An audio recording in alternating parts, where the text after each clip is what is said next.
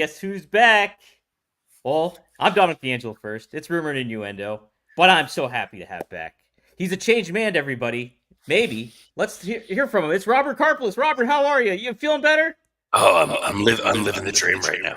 Also, Oh I'm my hearing an god. echo on your side, Oh, back for 12 seconds, and I already get to say, damn it, Dom. damn it. How's this? Is this better? That's better. Yes, I don't hear the echo. I don't hear the reverberation. I apologize for sounding like Batman. I've been dealing with a hell of a COVID situation. I was back on Monday last week, all fired up, ready to be here, and then Tuesday I tanked like dynamite ratings. I was just cratering. Well, dude, let me say, you did. It was your Michael Jordan game doing the Working Stiff podcast last week. You powered through it. It was the flu game for So you. here's what's great about that. I did the Working Stiff show with Scott. I have no recollection of doing the show. I te- Seriously? I texted Scott like 5 hours later, "Hey, are we gonna record?" And he's like, "No, we already did the show." So that's where I've been at for the last week or so. My goodness. Well, Robert, I'm Uh, glad you're at least on the upswing. Besides your well, voice, not only am I on the upswing, I want to say hi to some folks here. EEE says, "Hello, y'all. Proof Dom actually promoted on the RVD pod." I did. I'm super impressed, Dom. You Thank you. you did it. Dre Owens, happy Monday. R&I Juice versus Hangman for some reason on Wednesday. Really? Well, I didn't know Uh, that. Jim Broderick, welcome back, Robert. Johnny Disco, hello, R&I. Welcome back, Robert. COVID sucks. And Jeff Henninger with a really nice Tyler Breeze icon Ooh, there, tuning in live for the first time in a long time. So ooh. welcome. And Tony Gong says Robert's working sick like a wrestler in the 80s. Um, I know we've got a lot to talk about. I do want to take just a moment at the top because it happened last week while I was Mhm. out. The Vince McMahon documentary came out. Yep. I am certain that you covered it extensively on Hmm. here. Um,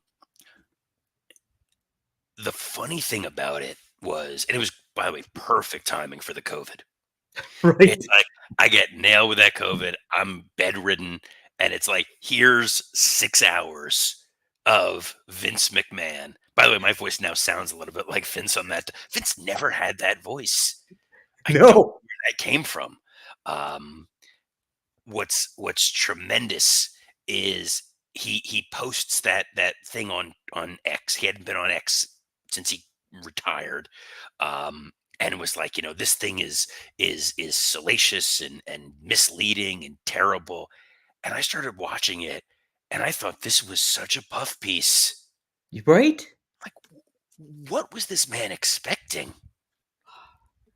I think it adds to the talk of his just his paranoia almost in certain ways where it's just like he wants his bubble. He knows one he thinks he has a certain image about himself that he wants to have portrayed, but everybody has this already image of him and Mr. McMahon. And we even heard it in the documentary. There was aspects where he was like, "Oh, I'm not that person that people think I am. I'm not the Mr. McMahon character." And then they cut like Stone Cold, Bruce, everybody's like, "Yeah, he's pretty basically like that." It's basically him, you know? But What's amazing about it is I had hoped, I had expectations when they first started this in 2021 that we were going to get something substantial about Vince McMahon, the person.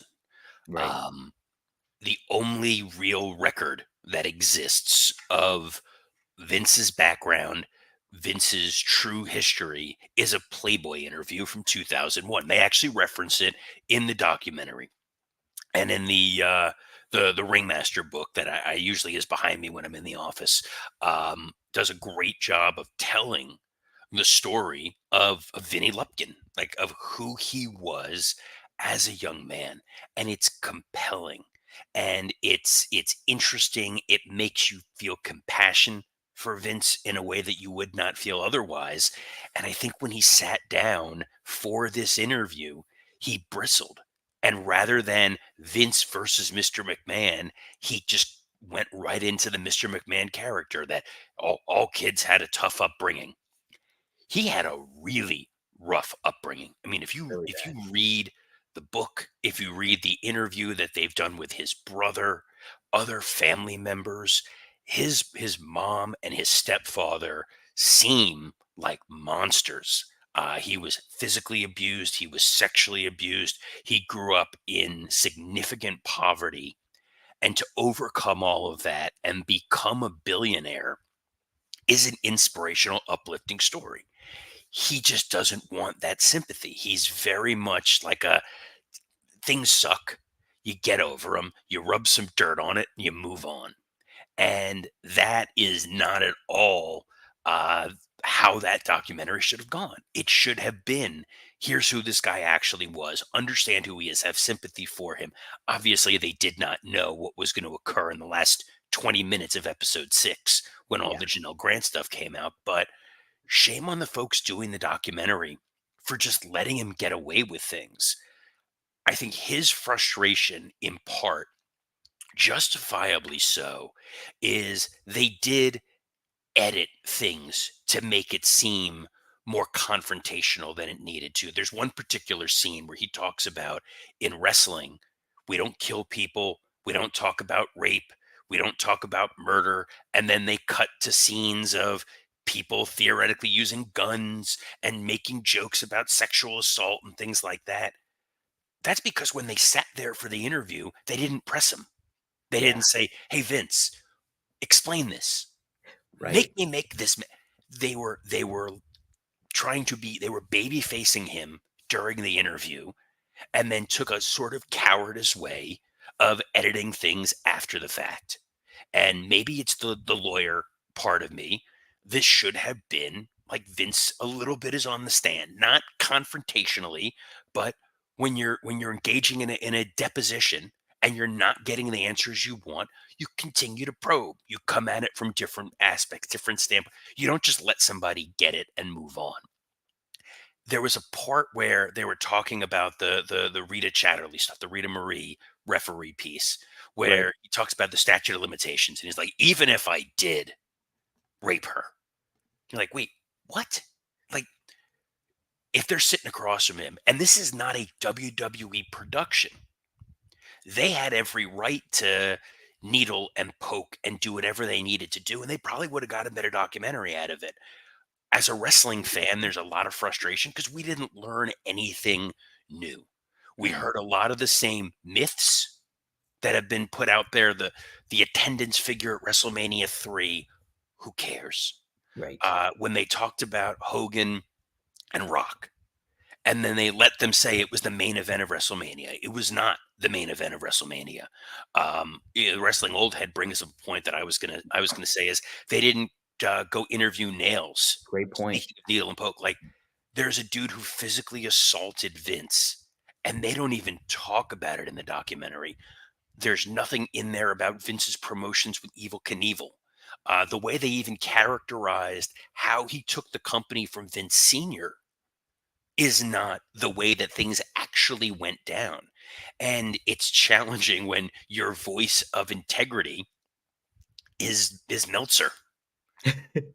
Meltzer's a guy who has been continually discredited within the wrestling bubble, especially by Bruce Pritchard, as a guy who you can't trust everything he says. He's not a true journalist. He is given information with a bias, with a slant, similarly to Phil Mushnick. Hmm. I despise Phil Mushnick. Explain, because people probably aren't familiar too with much with Phil Mushnick besides this documentary. So, Phil Mushnick, who writes for the New York Post, which for some of you, that's all you really need to know. I've mhm. argued with my father. My father subscribes to the New York Post because he likes New York sports, and I'm Yeah, like, sure. Phil Mushnick is a joke. Um, he's he's one of those columnists that you can just say whatever you want as a cranky old man, and there's no repercussions. But when it's in print journalism, you need to be able to back some of these things up. It's not rumor and innuendo. He hated pro wrestling. He hated Vince, And I get there's plenty of 6 hours in there where you can find stuff to hate Vince about. He hated wrestling. He hated wrestling fans. He hated that this was successful. He hated that it was doing better numbers than Monday Night Football. He hated that it would sell out the Garden. He had a vendetta against wrestling and just took every opportunity possible to try to destroy it. That is not unbiased journalism. That's somebody with an axe to grind. And in an era when it wasn't the more fair and balanced, quote unquote, world that we're in now, where, all right, if I want to watch Fox News, I'm going to get one piece of information. MSNBC is going to give me another, CNN a third. That wasn't necessarily the landscape in the early 90s, where people, you read it in the paper, you assume it's been checked, rechecked, and checked again. I would point to a Tony Kornheiser as somebody who is an opinion columnist, but is someone who definitely has had a lot of integrity in what Right. he has said over the years. Mhm. Mushnick wrote for a tabloid rag and tried to sensationalize things in the same way Phil Donahue and Geraldo and all those guys did. The last thing I'll say on it before we get to what we actually have to is when they talked about the Ring Boy scandal. The most interesting parts of that, if they really wanted to hold his feet to the fire, was there was a lot of rumor and innuendo of Vince manipulating the star witness in that Ring Boy scandal. It's in the Ringmaster book. They talk That's about how Tom Cole, correct? Tom Cole? Is I that the believe start? that was the young man's name. Mhm. His favorite person was Miss Elizabeth. They brought Miss Elizabeth to escort him to the taping to try to soften things up. Like Vince knew how to play that whole situation. They didn't get into any of that, even though it's in publications, it's in books, it's researched. So they went a lot easier on Vince than I think we expected them to. And Vince's response felt more like him being a carny and him trying to drum up interest, because there's a very small part of me that thinks he was so pissed that this debuted number 2 behind the Menendez brothers. And he's like, they killed their parents. I've killed way more people, allegedly. They even mentioned the Snuka stuff as just like, hey, Vince probably took care of that. They didn't get into Vince allegedly showing up with a briefcase at the police station, which is things that have been documented. If they wanted to be more salacious, this could have been more salacious. If they wanted this to be more of a puff piece, it could have been more of a puff piece. Instead, it was neither hide nor hair. And I don't truly know who the audience for this was. As a wrestling fan, we didn't learn much other than that Steve Austin doesn't believe in CTE. Uh, and if you're a non wrestling fan, I think you would wind up getting bored at the repetition of Vince does something bad, he gets away with it. Vince does something bad, he gets away with it in the 70s, 80s, 90s, and today. Then, now, forever. Well, Robert, let me ask you this. Do you think if they did take that certain angle of, hey, more to what you're saying, let's peel the page behind Vince, look at the curtain, like all this stuff, these really press him about certain things. Do you think that would have appealed to a non-wrestling fan? Obviously, it would appeal to us, like, and Yes. avid wrestling fans. Yeah. But could they have done it to make it appeal to the mainstream people that they're tuning into Netflix that has no idea what WWE really is too much? I don't think there's a person on the planet who has Netflix that isn't at least casually familiar with WWE. They Mhm. either have a good opinion of it or they have a bad opinion of it, but they know what wrestling is. They did a documentary about the American Gladiators. Mhm. That's really compelling. And not every I was an avid American Gladiators watcher as a little kid.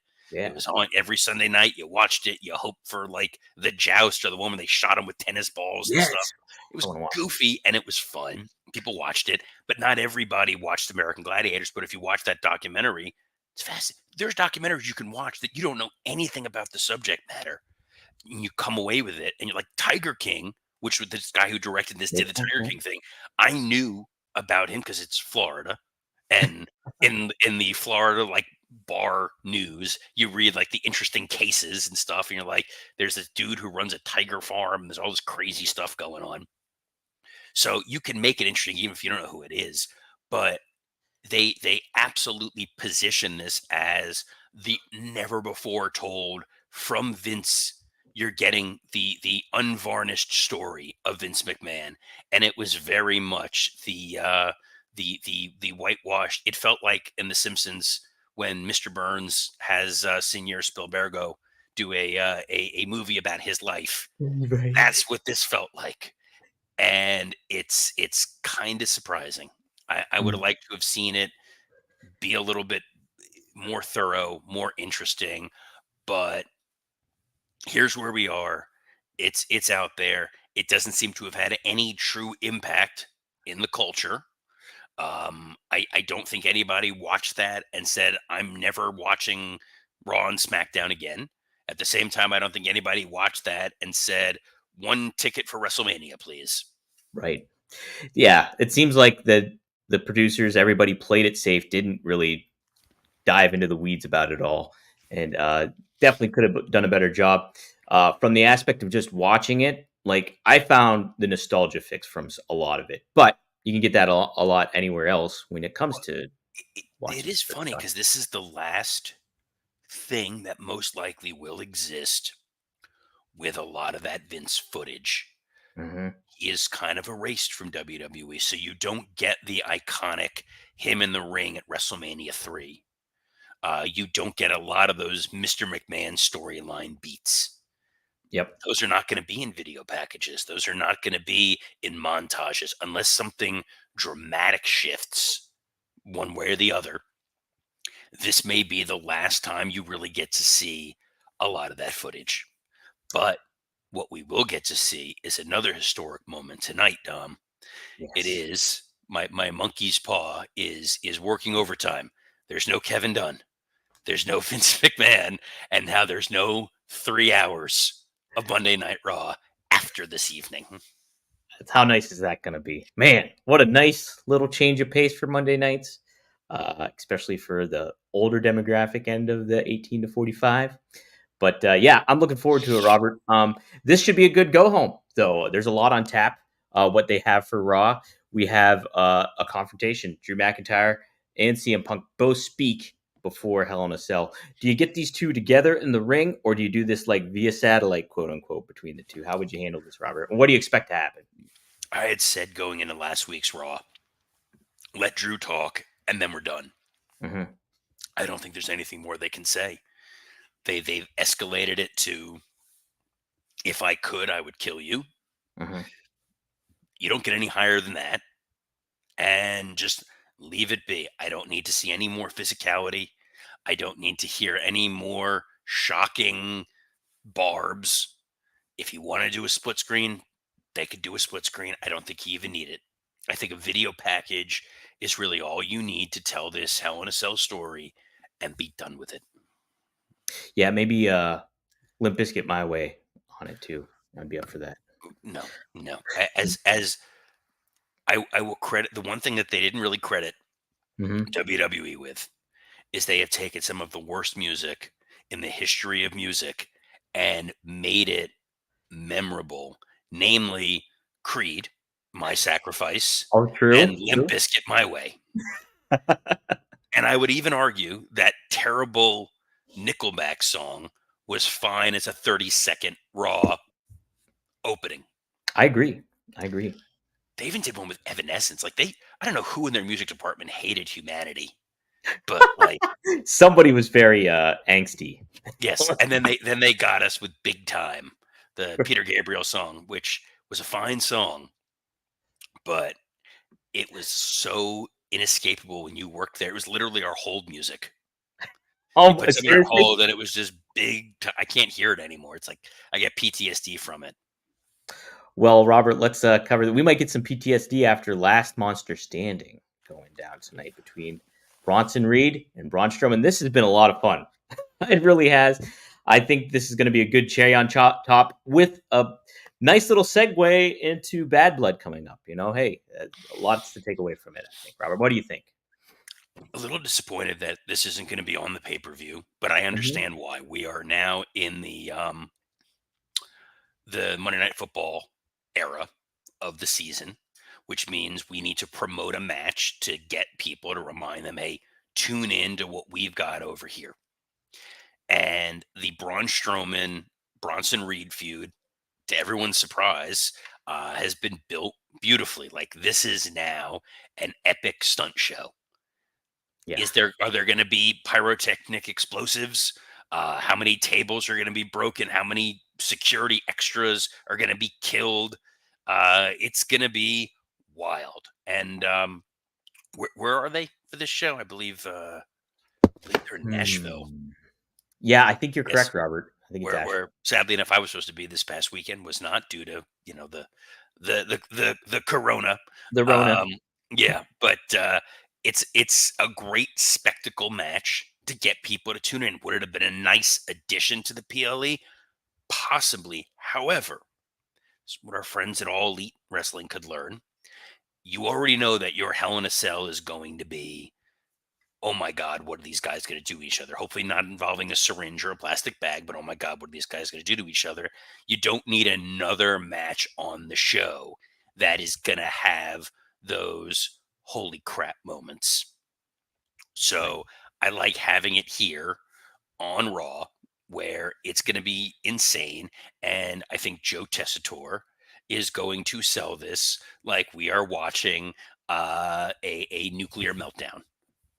Yeah, it's gonna be a lot of fun, I think. And yeah, an added aspect to potentially get somebody away to watch Raw instead of football because it's so outlandish. I'm for it, Robert. Um, were you for Jey Uso winning the WWE Intercontinental Championship last week against Braun Breaker? He's going to speak today. That's what they have advertised. Also, he's going to appear. So, Who's he? Pronoun boy. Sorry. ooh, hey, Vince is no longer there. It's, by the way, for broadcasting in general, having a degree in this, yes, the lack of use of pronouns is always going to be important. That's not just a Yeah, Vinceism. true. And you want somebody to always understand who it is that you're talking about. I use it to this day in meetings. I try to avoid he, him, she, her, not because I don't want to use your preferred pronoun, but it's easier to use someone's name. Who is appearing? Is Braun Breaker talking tonight, or is Jey Jey Uso? Uso is appearing. Yes. So I don't love the decision to put the title on Jey Uso. I think there was something interesting to this idea of, he's been in the company for 15 years. He's had 7 opportunities at the Intercontinental title and he's never gotten it done, which made me think you're setting up something where you want to see this triumph, but then it gets taken away from him.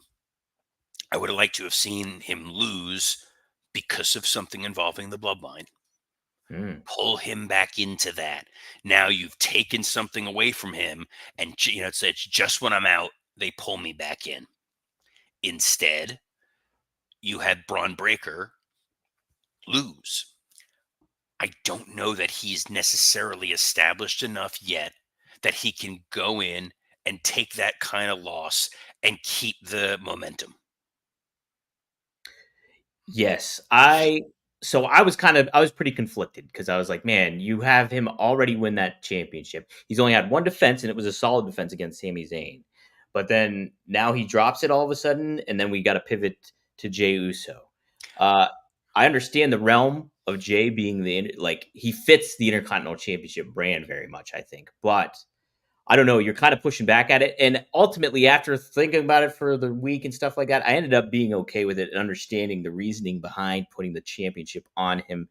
But it also is like, how are you going to keep Braun hot? Because you want him to continue this hot running streak where it's just like he's unstoppable. And here he got stopped. He got stopped. My guess is what they're trying to do is further the Sami Zayn story, because Jey Uso had a dream of winning a singles title. His buddy Sami Zayn has this dream of being world champion and can't seem to get the match. So I have a feeling that the Jey Uso intercontinental brouhaha is going to ultimately turn into a referendum on Sami Zayn never having won the world title and trying to get that opportunity. Hmm. That would be my guess, that that's the storyline fulcrum that we're trying to pull here. So I think it'll be interesting to see. I would have liked to have seen Braun Breaker remain the Intercontinental Champion, eventually make that babyface turn fully, and as Intercontinental Champion challenge Gunther for the world title SummerSlam 2025, which we know now is going to be in MetLife Stadium. That's right. Yeah. By the way, nice job wearing the Jets shirt because you cursed them yesterday. I'll gladly Listen, take I that. think the funny thing, Robert. So, like I said before, last year, Monday night, I got the Aaron Rodgers jersey, put that baby on, boom, Achilles ruptured. Literally got this shirt yesterday for the game. Came in the mail, put it on, they lose. What's going on here? Well, But did want to get your quick thoughts too. Did you get to catch any of SmackDown when it came to the dynamic between Cody Rhodes, Kevin Owens, Randy Orton? What did you think of the execution of all that, and along with the bloodline too in that mix? yeah, you're furthering the natural progression of that story, which is, hey, what are you doing with Roman? Mm-hmm. Orton being the one that's a little bit more, hey, I get it, than Kevin Owens. We thought this was going to lead to a Randy Orton heel turn, and now it feels like this is going to lead to a Kevin Owens heel turn. I'm intrigued. I think that we'll see how this plays into Bad Blood. That maybe that's where Kevin's going to pop up and cost Cody the match, and we're going to get a Kevin Owens Cody blood feud, which I'd be all for. They still have the door open, possibly that it's Randy who fakes us all out and turns, though that crowd on Friday was super into Randy Orton. I do want to point out here, Robert Mader says Raw's in Evansville, Indiana. SmackDown's in Nashville. Apologies to all of Oh, our friends in beautiful Evan, Evansville, Indiana. Look, if you find yourself in Indiana, do yourself a favor and go visit Evansville. What a town, what a city, what a people. The Evansvillians are truly incredible. beautiful people. You know, Robert, I think the show Erie, Indiana, was based off of Evansville, Indiana. If you remember that. I do remember the show Erie, Indiana. Uh-huh. Um, So I, check out the sights and sounds there. There might be some landmarks from that show. apparently there's the Mesker Park Zoo. Oh, interesting. There's an Evansville Museum, Ooh, I wonder and what's there. it literally just says paved trail through sketchy areas, according to Google. There's also a children's museum. Um, what a beautiful population of 114,651. So if they're all trying to buy a ticket tonight, it's going to be a turn away crowd. Might be a little tough. Might be a little. Hey, but listen, it's the 30th anniversary. Well, not the 30th. It's the anniversary of James Dean's death. He was born in Fairmont, Indiana. Maybe make the trip over there and check out his gravesite there if you have the Are time. is this our sponsor for the week? Is the Indiana Tourism and Travel It Department? is. That's a thing. Because The ending will be like visit Indiana. That's how it will be. I have really gone down I've gone down a rabbit hole um, to see who their most famous people are. Wow, it is. Oh, Rami Malek, Oh, apparently wait, who is that? Evansville, Who's that? Is that the actor? The actor? Bohemian Rhapsody, Mr. Robot, which used to be Oh, on USA. that's right. Yes, and Neil Daughtry of REO Speedwagon. Not bad. Look at that. What a Uh, tag team that is. but you know who's got the best tag team is I Dominic know. D'Angelo and all of his incredible co-hosts. Dom, where can the fine folks see you posting? Well, we might be the Heart Foundation when it comes to incredible tag teams, me and you, Robert. But I am maybe much lesser than Sabu to RVD when you come to one of a kind with RVD, RVDTV.com. Check it out where the new episodes drop in today. And Rob and I, we talk about the Vince McMahon documentary. He watched the whole thing, so we get his thoughts on stuff, what he didn't know, certain things that he didn't know, and certain things that he did know, and gave some perspective too. What Robert was talking about the Steve Austin thing and a lot of different a lot of aspects of that. So tune in today at 4:20 p.m. Eastern Standard Time. The new episode will drop. You can get it wherever you get your damn podcasts too. And Robert, I got good news for you too. Arn Anderson, Magnum TA, and Greg Gagne, they're back on the podcast platform. So you can now subscribe to them on Apple iPod, Apple Podcasts. Just type in Four Horsemen Network, type in Arn, it'll pop up. It'll be the new feed that you can go to and subscribe to that. and get them back on your listening Yeah, aspect. that's by the way, that's Dom yelling at me as an old man because I enjoyed listening to the Orange Show, and then they switched to a YouTube only format. And I listen to podcasts if I'm out walking or something. I don't pull up the YouTube. It's got to be on the Spotify. It's got to be on the iTunes. So it's Spotify for me. So I'm excited to get to hear Arn, especially because we're getting close to Thanksgiving and hearing about all the different things he will be eating Oh at my Thanksgiving. goodness. Yes, that's right. Also, guys, check out Only Wrestlers. It's Rob Van Dam's new platform for wrestlers and talents to kind of get a little subscription service going. But it also there's lot of innovative stuff where fans can earn money. You can also vote on certain aspects of an actual wrestling show that'll be going down. So very much Cyber Sunday-esque in certain ways. So check out onlywrestlers.com. You can sign up right now. I actually have an account on there too that I'm going to be doing a little incentive thing for you guys to watch and tune into. So check it out. Uh, Robert, you did it. You powered through working stiff, and it was a great episode. You and Scott, you chat about the Vince doc, you chat about Grand Slam, which we didn't get to cover today. But yeah, so it's going to be a good one going on. Yes, I'm gonna have to go back and listen to hear what I said. I'm sure it was. I'm sure it was great. Um, yes, go check that out. Appreciate you guys tuning in. Sorry I wasn't around last week like I intended. I was a few feet away in bed, slowly dying, but watching not only the Vince doc on Netflix. The other thing I'm going to plug, Heels, is on Ooh, Netflix. If you have not watched this show, it's on Stars. Do yourself a favor. Michael Waldron, in addition to being a friend, is an incredibly talented executive producer. It's also Mike O'Malley is the showrunner from Nickelodeon Guts. Stephen Amell stars in it. It is one of the best shows you will ever watch about pro wrestling, about indie wrestling. Having been in that sphere with other promotions that we don't talk about here, it felt very real. It is well worth your time to go and watch it. Even if you have a friend who's not a wrestling fan, it's kind of like Friday Night Lights or Mad Men. You may never have played high school football. You may never have been an ad executive, but damn it, you're going to enjoy that show. You're going to enjoy Heels.